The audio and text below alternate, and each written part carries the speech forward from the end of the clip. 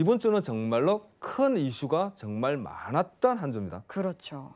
그러면 거꾸로 얘기하면 큰 이슈가 많았다는 것은 그만큼 우리가 매매가 정말 힘들었다는 거예요. 혼조세였다는 거죠. 올라가는 건지 내려가는 건지, 올라가겠다고 하는 건지 내려가겠다는 건지, 정말 혼조세의 한 주였는데, 자, 이번 주 금주 주목했던 이슈가 여러분도 알다시피 이제 FOMC에 있었죠. 그리고 그제 GDP 추정치가 나왔어요. 그러니까 예비치. 여러분들은 이제 GDP 보는 방법이 또 있잖아요. GDP를 어떻게 보고 이걸 뭘 얘기하는지 그것도 알아야 되고요. GDP 예비치가 있었고, 그리고 빅테크 기업들. 빅테크 이제 증시를 하시는 분들은 많이 아세요. 팡이라고. 빅테크 기업들의 실적 발표가 있었고, 그리고 오일 재고 발표. 요 네 가지가 좀 있었고, 그리고 이제 신규 실업수당 등등 뭐 많은 것도 있었는데, 이번 주가 제가 슈퍼위크라고 또 얘기할 수 있는 게, 이번 주에 몰려있던 이슈들이 뭘 얘기하냐면 금리 결정에서 많은 영향을 주는 지표 발표가 이번 주에 다 몰려 있었다는 게 좀 중요했던 것 같습니다. 그래서 이번 주 먼저 팡부터 볼게요. 그러니까 S&P 500에 여러분들이 보다시피 S&P 500 지수에 들어가 있는 1등에서 5등까지의 회사들이 실적 발표가 있었던 거죠. 지금 현재 이게 차트를 보고 있으면, 그래프를 보고 있지만, 이게 팡이라고 그래가지고요. 페이스북, 알파벳, 애플, 넷플릭스, 아마존 이 5개 기업을 팡이라고 많이 불러요. 증시하시는 분들은 팡이라 그러면 다 알아듣는데, 네. 자, 해외 선물 하시는 분들은 빵이야, 팡이야, 이 뭔 말이야 그런단 말이에요. 모르시는 분들 사실은 많아요. 정말 많습니다. 제가 저희 회원들 노란톡에 들어가 계시는 분들한테 제가 한번 물어봤어요. 여러분들 팡 아시죠? 그러니까 모른대요. 안다는 분이 별로 없어요. 그래서 제가 조금 놀라긴 했는데, 우리는 웃으면서 얘기할 수 있으니까 나도 몰랐다라고 얘기는 하는데, 이제 오늘 이번 주에 팡 이게 이슈가 뭐였냐면 실적 발표. 여러분들이 보다시피 S&P 500이 들어가 있는 기업체가 그러니까 6위 테슬라까지 합치면 거의 한 48% 됩니다. 증시 총액이 S&P 500에 들어가 있는 반 정도를 차지하는 회사 5곳이 이번 주에 실적 발표가 있었다는 거예요. 그러면 무슨 얘기냐? S&P 500이 흔들릴 수도 있었다는 거죠. 그러나 결과치를 딱 따지고 보면 소문에 사서 발표에 팔아라는 한 주였던 것 같습니다. 실적에 사서 실적을 끌고 오다가 우리는 실적 발표가 있는 그 주에 모든 사람들이 다 던졌다는 거죠. 그러면서 출렁 한번 했다는 겁니다, 여러분. 그래서 이번 주가 조금 그런 부분에서 많은 이슈가 있었고, 실적은 서프라이즈였죠. 서프라이즈였는데 여러분도 알다시피 1분기 좋았고요. 2분기는 더 좋았을 것이다.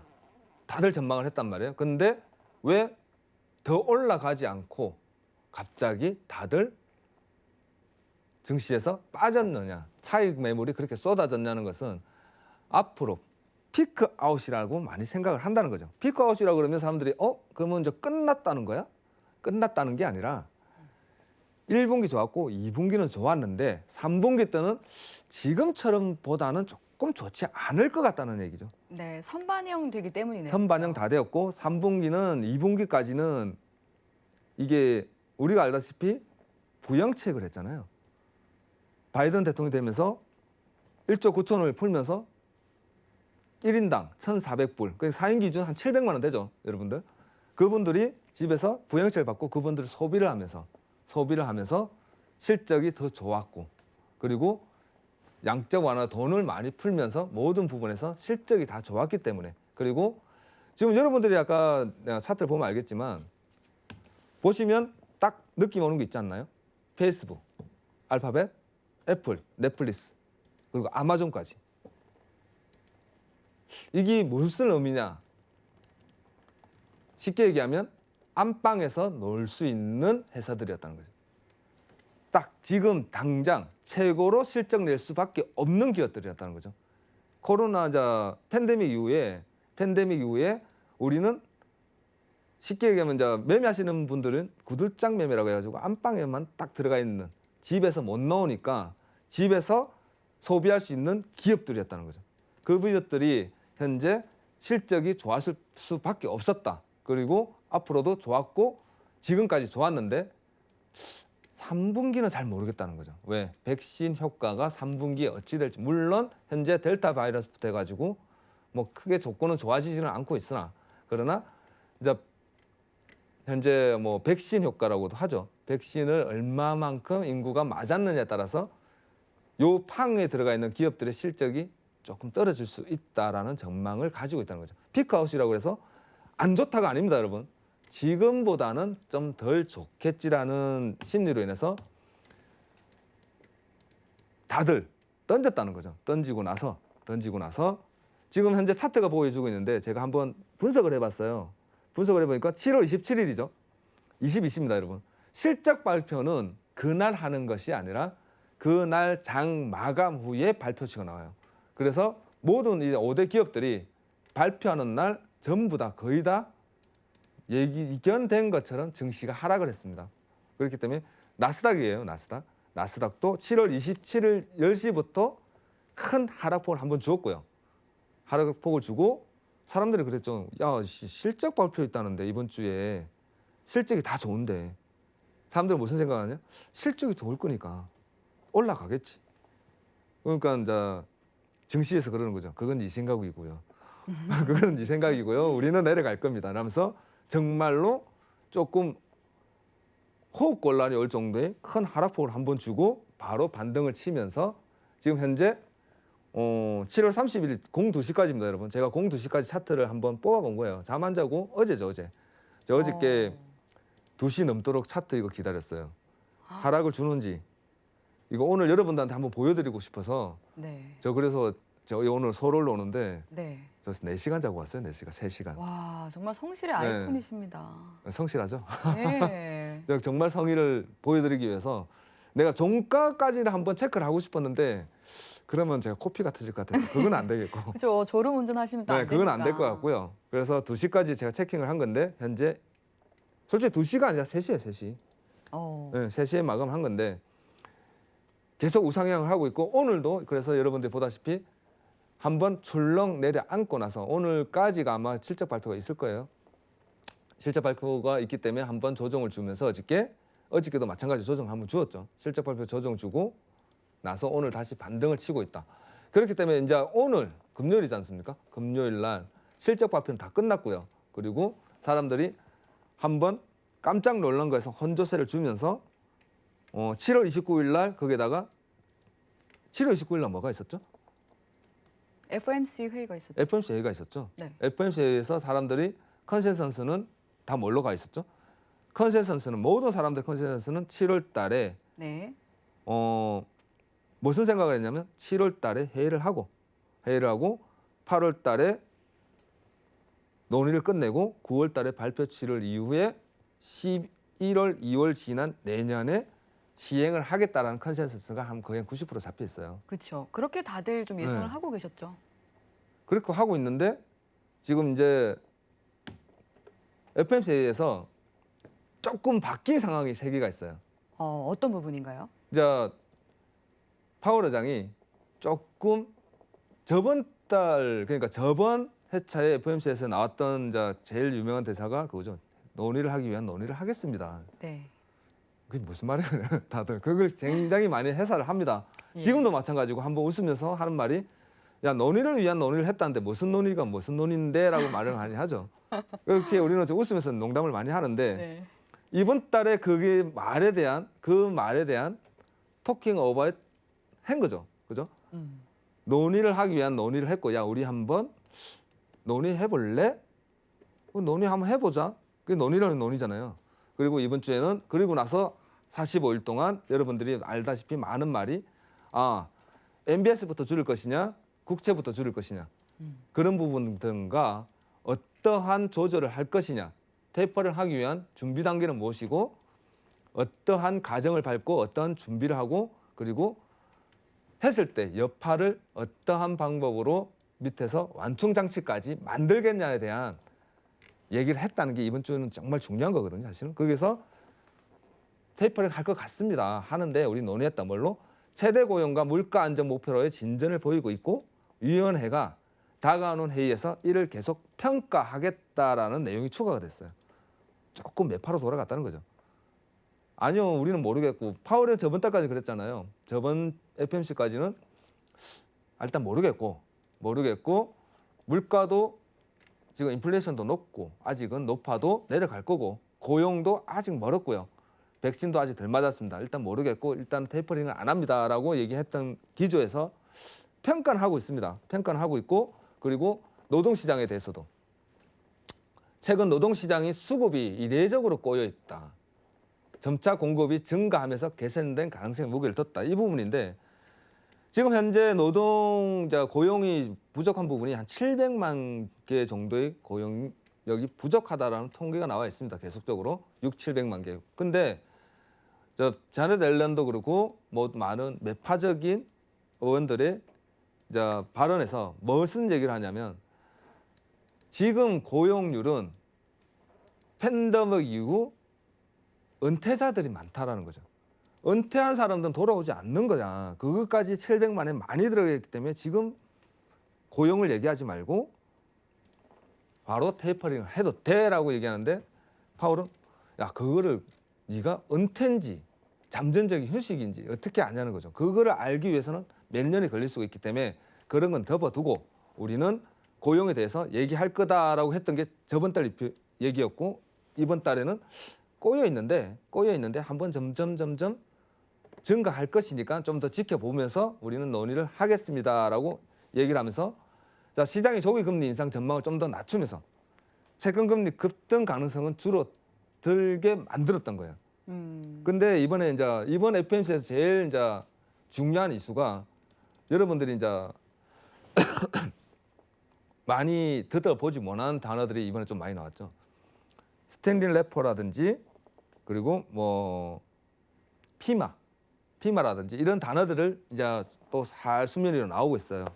자, 스탠딩 레포라는 게 뭐냐면은 결과부터 얘기하자 그러면 결과부터 여러분들한테 말씀드린다 그러면 스탠딩 레포라는 거는 레포라는 게 무슨 말인지 아십니까? 레포요? 네. 경제 용어인가요? 그 밑에 적어놨잖아요. 미채권 담보를 은행에 갖다 주면 네. 돈을 빌려주는 거예요. 그걸 레포라고 하는 거거든요. 네네. 레포를 여러분들은 단어를 좀 생소하잖아요. 채권 담보로 은행에서 돈을 빌려주는 거를 레포라고 표현을 합니다. 그리고 네. 레포를 하고 있는데 스탠딩 레포라 그러면 스탠딩이라면 서 있는 레포잖아요. 예. 완충을 해주는 거죠. 만일에 FOMC에서 우리가 테이퍼링을 할 겁니다라고 했을 때 과거 사례에서 그게 나왔잖아요. 과거 사례에서 보면 굉장한 시장에 혼조를 주었는데 이번에는 그 혼조를 조금 더 완충하기 위한 회의까지 다 논의를 하고 있다는 겁니다. 자, 팬데믹 구체 방향이 늘어났어요. 이거를 스탠딩 레포를 조금 설명을 조금 최대한 빠르게 그리고 쉽게 한번 설명을 드린다 그러면 팬데믹 국채 반응이 많이 늘어났죠. 그리고 공급이 늘어난 거예요. 그러면서 국채 가격이 하락을 줍니다. 무슨 말이냐? 페드에서 800만 달러를 1,200달러에서 800만 달러 국채 매입을 매일 하면서 수요를 빨아당기면서 개인 투자자와 기업과 은행에서 국채를 삶으로써 국채 금리가 올라가게 되는 거죠. 올라가는 것이 갑자기 지금 현재 떨어지고 있는 거예요, 여러분. 왜 떨어질까? 국채금리는 올라가는 요인은 국채금리를 조정하는 요인은 세 가지가 있어요. 성장, 물가, 패드의 정책입니다. 성장을 얘기한다 그러는 것은 이번에 3월 달로 돌아가면은요. 3월 달에 돌아가게 되면 성장을 주요했던 것이 부양책에 대한 개인들에 대한 부양책이었죠. 그러니까 돈을 찔러준 거죠. 그 부분에서 소비자 물가가 올라가면서 많은 소비가 일어났고 그러면 예를 들어서 소비가 일어나니까 기업에서는 투자가 들어가는 거죠. 투자가 들어가면 은행에서 큰 돈이 나오잖아요. 큰 돈이 나오면 뭐가 생기죠? 금리 인상. 그죠? 네. 돈 가격이 올라가는 거죠. 돈 가격이 올라가게 되고 그리고 성장, 물가. 그럼으로 해서 물가가 올라감으로 해서 물가가 올라가면 뭐가 올라가죠? 이자가 올라가죠. 금리가 올라가죠. 금리가 올라가고 그리고 패드에서 얘기하는 테이퍼링 한다 그러면 뭐가 올라가죠? 금리가 올라가죠. 네. 근데 지금 현재 뭡니까? 현재는 성장도 올라가고 있고요. 성장도 올라가고 있고 물가도 올라가고 있고 네. 그리고 패드에서도 테이퍼링 한다 그럽니다. 그러면 국채 금리는 올라가야 되는 거죠. 그죠? 올라가야 되는 거죠. 근데 이례적으로 떨어지고 있는 거죠. 그러니까 뭔가 과거에 우리가 생각했던 그 룰이 안 맞게 되는 거죠. 국채 금리가 내려가면 시장 금리는 올라가고 국채가 올라가면 증시는 내려간다라는 금리에 대한 이해도가 지금 안 맞기 때문에 사람들이 혼조라고 얘기하는 건데 이게 지금 현재 그럴 수밖에 없는 게 옛날에 3월 달에 미 국채 금리가 1.777%까지 올라갔었어요. 3월 달에. 3월 달, 6월 달, 3월 달일 겁니다. 6월 달인가 3월 달인가 확실히 기억이 안 나네. 하여튼 777%대였어요. 그 777%가 지금 1.27, 26, 23 그리고 며칠 전에 1.18까지 떨어졌거든요. 네. 계속 떨어지는 거죠. 왜 그러냐? 그때 왜 채권을 많이 사게 됐냐는 것을 먼저 생각한다 보면 여러분들이 보다시피 10년 국채 금리입니다. 왼쪽 부분이 이 부분이 여러분들 2020년 1월부터 3월 달까지예요. 하락 구간. 팬데믹 이후 하락을 주면서 점점 수급이 올라가면서 채권 금리가 올라갔고요. 그리고 2년물 채권 금리는 하락 이후 그냥 바닥에서 기고 있죠. 사람들이 은행에 가서 예금을 드는데 10년물 채권을 산단 말이에요. 네. 10년물 채권 예금을 든다는데 얘는 쉽게 얘기하면 그거죠. 야, 10년 동안 돈이 묶여야 된다는 거예요. 채권은 못 팔잖아요. 해지가 안 됩니다. 그래서 그러면 2년물 살래 하니까 2년물은 이자가 없잖아. 0.2%인데. 근데 10년물 국채는 1%, 1.5% 계속 올라가고 있어요. 그러니까 채권 금리에서 돈이 다 몰렸던 거죠. 다 몰렸던 돈이 현재 지금 현재 뭐 패드에서 금리 인상한다 하고 올라가니까 채권 금리에 사람들이 놀라는 거죠. 그럼 다 팔아야 되나? 채권 금리가 이렇게 떨어지는데 계속 떨어지고 있는데 다 팔아야 되냐니까 레퍼라는 게 있잖아요. 은행에서 아니 괜찮아. 돈을 빌려준 이거 너 채권을 담보로 현금이 급하면 빌릴 수 있으니까 사람들이 많이 샀는데 앞으로 더 떨어져 버리면 패드에서 테이퍼링까지 해버리면 은행에서 많이 국채를 사놨을 거 아니에요. 많이 사놨기 때문에 이 돈을 사람들이 뭘 한다? 안 살 수도 있다는 거죠. 살 사람도 없고 팔 수도 없고 더 떨어지기만 하고. 그러니까 사람들이 이제 놀래는 거죠. 그래서 패드에서 먼저 테이퍼링 하기 전에 완충 장치로 내가 채권을 은행에서 사면 시중은행에서 팔아도 뭐 지준금리라고 있어요. 지준. 그러니까 지급 준비율을 채권으로 교체할 수 있게 해주겠다는 거죠. 대체할 수 있게. 그러면 그 지급금리에 스트레스가 너희들이 왔을 때 우리한테 가져오면 그걸 받아서 대출을 해주겠다라는 거예요. 그러니까 항시 내가 여러분들이 갖고 있는 채권을 담보로 항시 내가 돈을 빌려줄게. 왜일까요? 나는 돈이 많으니까. 어디? 찍으면 되잖아. 패드는 찍으면 되죠. 시중금리는 못 찍잖아요. 지준금리라는 것도 있고요. 지급률도 있어요. 지급 준비율이라는 거는 쉽게 생각하면 그거예요. 은행에서 아나운서님 저한테 100원을 맡겨요. 네. 빚기면 90원까지만 대출을 해줄 수 있고 10원은 담보를 갖고 있어야 되는 거예요. 왜? 이 사람들이 갑자기 와가지고 돈 달라 그러면 줘야 되니까. 네. 근데 그 준비율을 가지고 있는데 이번에 중국에서는 이제 조금 낮췄죠. 91가 10 정도, 뭐 70가 80 정도 이런 식으로 낮췄는데 연방은행에서 패드에서 지금 하는 말이 지준금리를 준비금을 국채로 대체하고 돈이 스트레스 받으면 나한테 오면 다시 더 대출해 줄게라고 한 것이 스탠딩 레퍼예요. 그러니까 이게 지금 보면은 완충 완충 정책인 장치죠. 거네요, 그죠? 네. 네, 완충 그러니까 장치로 내가 보시는데. 테이퍼링 한다고 발표를 해버리면 네. 국채 금리 다 집어던지죠. 그러면 금리가 쫙 올라가잖아요. 그렇죠. 너무 경제에 타격이 크게 크기 되니까. 때문에 그 패드에서는 그걸 원치를 않죠. 예. 그래서 미리 이번에 FOMC에서 스탠딩 레포라는 건 원래 있는 건데 패드가 관여하는 건 아니잖아요. 그러니까 스탠딩 레포라는 것을 가지고 레포 창구를 열어서 항상 옆에 서 있을게. 키다리 아저씨처럼. 내가 항시 그걸 가져오면 완충 장치를 해줄 테니까 채권을 계속 사세요라는 거예요. 네. 근데 이 부분에 대해서는 좀 예측하거나 이런 스탠딩 레포가 나올 것이다라고 봤던 견해가 있나요? 아니면 누구도 예측하지 못했던 결과인 건가요? 스탠리 래퍼는 작년에도 한번 얘기가 나왔었고요. 그렇죠. 나왔던 거예요. 예. 근데 오늘 이번에 이제 FMC에서 이제 한 번 더 발언을 하면서 네. 조금 더 사람들이 더 와닿는 얘기는 더 좀 귀를 촉각을 기는 이유는 진짜로 이제 테이퍼링이 조금 한 발짝 더 다가가고 회의에서 얘네들이 저번에 논의를 위한 논의를 한다더만 오늘 이번에 논의를 했구나라고 이제 인정을 하는 거죠. 그리고 이제 제일 중요한 거는 작년에 이제 8월달에 제일 큰 행사가 하나 더 남았죠. 잭슨홀에서의 회의가 남았단 기억이 말이에요. 남았죠. 네. 그 작년 잭슨홀에서 하나의 큰 대목이 하나 나왔죠. 물가 안정제라는 걸 잭슨홀에서 발표를 했잖아요. 예. 결과치를 가지고. 그리고 그렇기 때문에 큰 이슈는 잭슨홀에서 하나씩 나옵니다. 큰 이슈에 대한 답은 잭슨홀에서 합의점을 가지고 발표하는 경우가 많아요. 그래서 작년 8월에는 물가 안정제 2%까지는 용인하겠다. 지금 5%인데 언제까지 용인하긴 하겠는데 네. 2%까지 용인하겠다는 게 지금 계속 올라가서 지금 5% 3% 나오잖아요. 예. 용인하고 있습니다. 용인하고 있고요.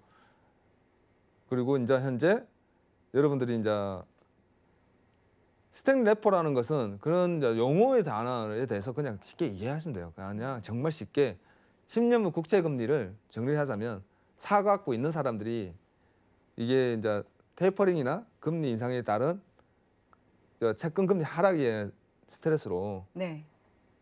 계속 막 모든 사람이 매물이 갑자기 쏟아지면 금방 나오잖아요. 예. 그럼 안 좋잖아요. 그거 완충 장치를 해놓은 거고 수급을 조절하기 위해서 계속 사도 됩니다.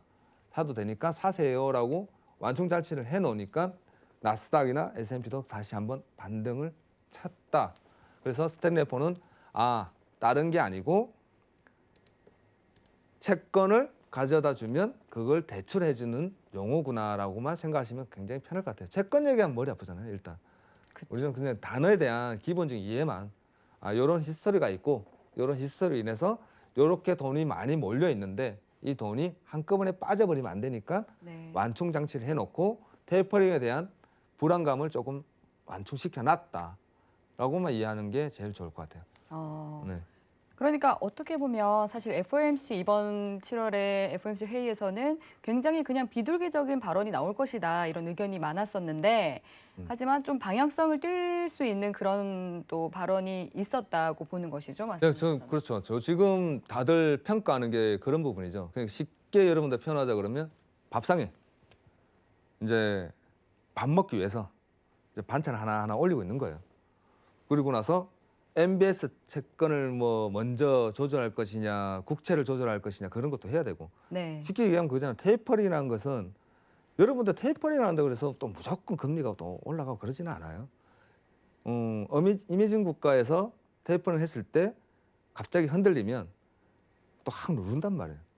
누릅니다. 근데 그런 것도 있기 때문에 너무 이렇게 뭐 크게 걱정하지 마시고 뭐 오토파일럿이라는 단어도 나왔었잖아요. 매달 10%씩 빼겠다. 100불씩 빼겠다. 뭐 이렇게도 그런 단어도 나오고 했는데 그런 걸 너무 걱정하지 마시고 어차피 뭐 테이퍼링 한다 그래서 당장 뭐 지금 돈을 주던 것이 확 없는 건 아니잖아요. 네. 뭐 버냉킹 때는 지금까지 매일 1,000원씩 주던 걸 오늘부터 안 줘 이래 버렸기 때문에 휘청했던 것이고 그렇죠. 쇼크가 왔던 것이고. 쇼크가 왔던 것이고 이번에는 그렇지 않을 거라는 것만 알고 그 완충 장치까지 다 준비를 하고 있으니까 증시가 어떻게 물론 조금 수급에 대한 조절은 있겠죠. 그러니까 파동을 칠 겁니다. 한 번 정도. 막말로 이번 주만 해도 여러분들이 보다시피 빅테크 기업 발표 있고 그리고 FMC 회의 있다고 그래서 60분 차트거든요. 60분 차트가 현재 이렇게 고르게 올라오기는 올라왔어도 이렇게 고르게 올라오던 애들이 이번 주 굉장한 파동을 뭐 과거에 비교하면 7월 27일 이전과 비교하면 굉장히 낙폭도 크고요. 상폭도 컸습니다. 이렇게 요 정도만 가지고도 이렇게 큰 폭을 주는데 FOMC 결과치가 나오고 우리 언제부터 할 겁니다라고 얘기가 나온다 그러면 분명히 더 크죠. 그런 이제 이런 진폭의 크기는 분명히 있을 겁니다. 그러나 잠깐 그러고 안정이 될 거다. 그리고 그런 진폭을 주지 않기 위해서 FOMC에서 지금 회의를 계속 논의를 하고 그 스탠딩 레포니 뭐 니포니 하면서 피만이 하면서 뭐 다 얘기하고 있는 거다라고 생각하시면 여러분들이 뭐 그렇게 뭐 불안감을 가지고 있지 않아도 되지 않겠느냐. 저는 항상 얘기하잖아요. 너무 겁내지 마세요. 믿어야지. 아니 뭐 패들 믿어야지. 뭐 누굴 믿냐고 우리가. 뭐 그 똑똑한 사람들 하는 말을 믿어야지. 그 거짓말 한다고 뭐 꼭 우리가 굳이 증시에서는 하는 말이 있어요. 패들을 역행하지 마라 그러거든요. Don't fight the Fed. 예, 패드랑 싸우려고 하면 안 됩니다. 그냥 네. 믿어야 돼요. 너무 똑똑하지 마시고. 아니 근데 믿기는 한데 네. 사실 시장을 섣불리 예측을 한다든지 좀 네. 또 너무 좀 안정감을 가지고 안도감을 가지고 있기에는 지금 방향성이 좀 없는 시장이다 보니까 또 이 투자자들 입장에서 개인 투자자들 입장에서는 좀 걱정스러울 수가 있잖아요. 자, 지금 제일 걱정하고 우려하는 부분이 그거잖아요. 레버리지입니다. 레버리지. 레버리지. 증시나 모든 이게 증시에서는 네. 제일 우려하는 부분은 레버리지예요. 지금 올해만 해도 많은 이슈가 있었잖아요. 레버리지로 뭐 많이 이렇게 엎어지신 분이 많아요. 그죠? 뉴스에도 많이 있고 전황이니 뭐 이렇게 많습니다. 지금 제일 우려하는 것은 큰 레버리지를 가지고 증시에 투자했던 사람들. 우리나라로 따지면 영끌 그런 분들 대출이 빨리 땡겨가지고 금리가 인상돼 버리면 대출을 최대한 끌어올려서 네. 제가 부산 사람이라서 사투리가 좀 나옵니다. 죄송합니다. 그러니까 최대한 끌어올려서 레버리지를 투자를 했던 분들은 제일 위험하죠. 그분들은 좀 떨어야죠. 거의 이제 뭐 모든 게 올인이 되어 있었기 때문에 그죠? 네, 근데 지수뿐만 아니라 사실 또 이런 시장의 영향력이 종목에도 미칠 때가 있잖아요. 네. 예, 그러니까 이제 그런 부분에 대해서 좀 우려해서 이런 뭐 나스닥 시황이라든지 이런 부분을 좀 궁금해하시는 분들이 많은 것 같은데 또 한 가지 저는 좀 궁금한 점이 있어요. 이 슈퍼위크를 네. 얘기해 주시면서 한 가지 말씀 안 해주신 부분이 그 미국의 부채 한도 상향 논란이 또 있잖아요. 네. 이 부분은 좀 어떻게 생각하세요? 지금 현재 부채 한도 그러니까 미국에서 하는 말이 그거잖아요. 연장해줘. 네. 대출 더 해주든가. 이게 지금 망하게 8월 생겼어. 2일까지밖에 아니거든요. 이 시한이 근데 코앞인데 10월 달까지로 연장이 조금 다시 돼 있을 겁니다. 될 것이다. 네. 그렇게 전망하고 있죠. 10월까지로 늦춰질 것이다. 그리고 디폴트를 얘기하는 건데 미국의 디폴트를 시장에서 우려는 하는데 뉴스는 접해요. 네. 근데 정작 시장에 들어가 있는 우리는 그 디폴트라는 거는 아는데 인지는 잘 안 하죠. 왜? 야, 미국이 부도나면 어쩌라고. 뭐 상상이 안 그렇죠. 되는 거죠. 그렇죠. 그러니까 바이든 때도 어차피 디폴트 상황입니다. 그러니까 뭐 아무 말 없이 연준에서 연기를 해줬단 말이에요. 대출 더 상한됐고 그때보다 지금 현재 부채가 어마어마하게 늘었죠. 네. 말도 몇 배 이상이 늘어난 현 상황에서도 옐런이 디폴트입니다. 그러니까 일단은 알겠고 좀 기다려 봅시다라는 거잖아요.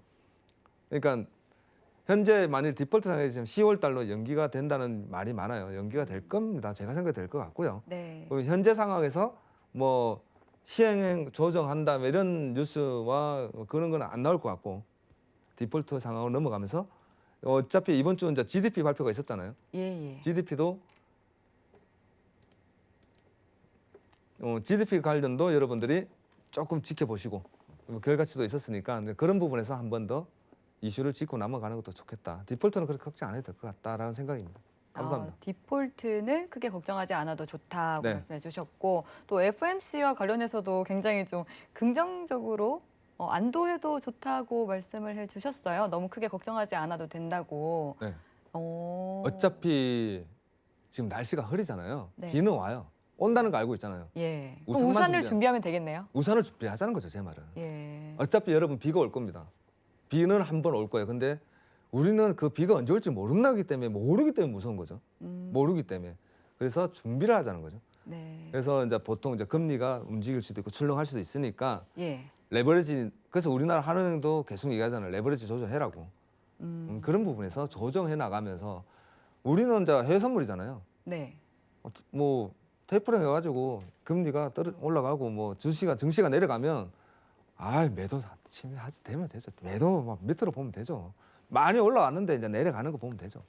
그러니까 너무 걱정하고 그런 부분에서 신경을 촉각을 세우지 마시고 뭐 조금 더 유하게 지금 어차피 우리는 이제 고점 스트레스에서 시달리는 거니까 내려갔으면 하는 바람들이 더 커요, 사실은. 네. 내려갔으면 좋겠다라고 얘기하는 거니까 네, 그런 분들 많이 계시더라고요. 차라리 좀 내려갔으면 좋겠다. 네, 너무 또 네. 네, 최고점에 있다 보니까 오히려 그렇죠. 투자하기가 좀 조심스러운 부분이 있다. 진입하기도 너무 힘들고. 네. 그러니까 차라리 내려가는 게 좀 더 낫기 때문에 내려갈 때 우리는 우산 쓰고 걸어가면 된다라고 좀 말씀드리고 싶습니다. 와, 굉장히 또 시적인 표현을 해주셨는데 비가 오더라도 우리는 우산을 쓰고 묵묵히 저희의 그 길을 걸어가면 된다. 되죠. 네, 이렇게 네. 말씀해 주셨습니다. 네, 오늘 또 해외 선물 신세계 리턴즈 또 시청하시는 시청자분들 우산 준비하라고 우리 골드워치 마스터님께서 미리 예보해 주셨으니까요. 미리 우산 준비하셔서 또 큰 리스크 없이 이 위기를 네, 잘 이겨내시길 바라도록 하겠습니다. 그럼 마지막으로 골드워치 마스터님 좀 해주고 싶으신 말씀 있으시면 해주시죠. 지금 현재 우리는 이제 굉장히 어려운 시장에 와 있어요. 어려운 네, 그런 것 시장인데, 같아요. 네, 정말 어려운 시장에 지금 직면해가 있는데, 지금 현재 우리는 시황도 어렵고요. 시황도 어렵고, 여러분들 보다시피 시황도 굉장히 어렵고, 그런 시황 속에서 우리는 매일매일 매매를 하고 있습니다. 우리가 해야 되는 것은 차트를 조금 차트를 좀 잘 볼 수 있도록 노력하고 되고요. 여러분 지금 현재 제가 말한 자리에서 많이 빠졌죠. 14,920까지 딱 빠졌습니다, 여러분. 제가 말한 자리에서 980에서 딱 빠졌잖아요. 이런 자리를 잡을 수 있도록 여러분들이 기술적 분석으로 좀 많이 공부를 하시면 될 것 같습니다. 그런 부분은 제가 노란톡으로 들어오시면 좀 더 기술적 분석에 대해서 많은 설명을 드리도록 하겠습니다. 감사합니다.